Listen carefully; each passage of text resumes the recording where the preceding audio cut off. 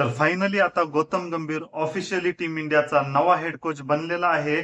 चर्चा तर आयपीएल पासून होत्या, परंतु मध्यंतरी ह्या चर्चा पूर्णपणे बंद झाल्या होत्या आणि असं वाटत होतं की गौतम गंभीरवर बीसीसीआय परत एकदा विचार करत आहे का, कारण झिम्बाब्वे सिरीज साठी पण व्हीव्हीएस लक्ष्मणची टेम्पररी हेड कोच म्हणून निवड केली होती आणि आयपीएल पासून गौतम गंभीरला हेड कोच बनवायचं ह्या चर्चा चालू होत्या, परंतु अचानकच त्या चर्चा कुठेतरी बंद झाल्या होत्या आणि असा प्रश्न पडला होता की गौतम गंभीरवर परत विचार करणं चालू आहे का.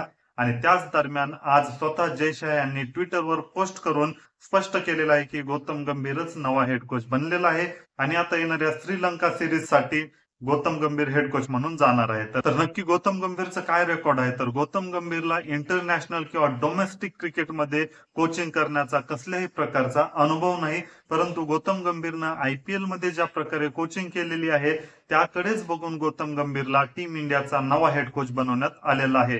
गौतम गंभीर 2022 आणि 23 मध्ये लखनौ सुपर जायंट्स कडून कोचिंग करताना त्यांना दोन्ही पण वेळेस क्वालिफाय केलं होतं आणि गौतम गंभीर यावेळेस त्यांचे कोच नव्हते किंवा त्यांच्या टीम सोबत जोडलेले नव्हते, तर त्या टीमला क्वालिफाय करता आलं नाही. तर या गोष्टीमुळेच गौतम गंभीर फोकसमध्ये आला आणि त्यानंतर 2024 मध्ये केकेआरचा कोच म्हणून तो आला आणि केकेआरला पहिल्याच टर्म मध्ये आयपीएल जिंकून दिलं.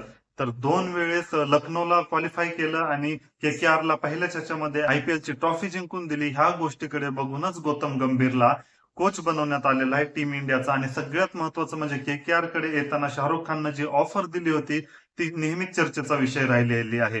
गौतम गंभीरला डायरेक्ट ब्लँक चेक पाठवला होता आणि सांगितलं होतं की जेवढी रक्कम टाकायची तेवढी रक्कम टाक, परंतु केकेआर कडे परत ये.